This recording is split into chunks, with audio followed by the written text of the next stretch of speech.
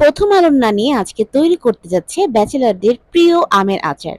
ব্যাচেলরদের প্রিয় আমের আচার কেন বললাম? কারণ বেশিরভাগ মেয়েদের ম্যাচে বা হোস্টেলে দেখা যায় যে তাদের ঘরে কিন্তু আম কিংবা জলপাইয়ের তেলের আচারটা সবসময় থাকে। কেননা সবসময় ও রান্নাবান্না করতে বা সবসময় ঘরের যে সবকিছু ওদের থাকে তাও না। আচারটা থাকলে যা হয় দেখা যাচ্ছে একটু খিচুড়ি রান্না করলো, জাস্ট আচার দিয়ে খেয়ে ফেললো। এই কারণেই। তো যাই হোক, ১ম এ আমি এখানে ১ কেজি খানিক আম নিয়ে নিয়েছি। নেওয়ার পরে খুব ভালো করে কষলে, কষলে একটা ছোট বাচ্চাদের গোসল করানোর পরে আমরা যেমন আদর করে তাদের মাথা সুন্দর করে চেপে, চেপে মুছে দিই যাতে একটুও পানি না থাকে, ঠিক তদ্রূপ আমার এই আমগুলোকেই আমি ওইভাবেই চেপে, চেপে সুন্দর করে মুছে নিলাম যাতে একটুও গায়ে পানি লেগে না থাকে। আমগুলো মোছা হয়ে গেলে এই পর্যায়ে আমি আমগুলো খুব সুন্দর করে ছোট ছোট টুকরো করে কেটে নিচ্ছি।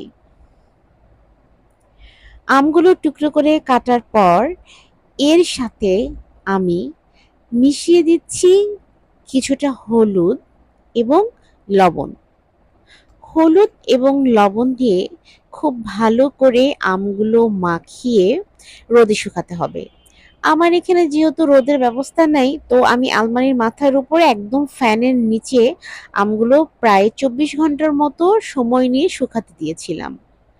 আমগুলো শুকানো হয়ে গেলে আমি আমের আচারের জন্য কিছু মসলা তৈরি করে নিচ্ছি। মসলা হিসাবে আমি এখানে নিয়ে নিয়েছি শুকনো মরিচ, রসুন, জিরা, পাঁচফোড়ন এবং সরিষা।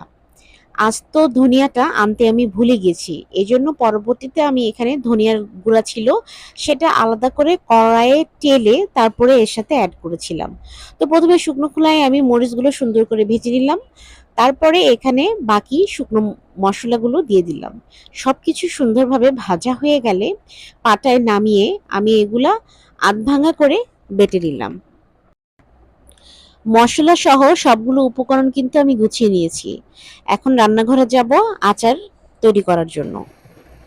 আচার তৈরি করার জন্য প্রথমেই শুকনো কড়াইয়ে আমি বেশ খানিকটা সরিষার তেল ঢেলে নিচ্ছি।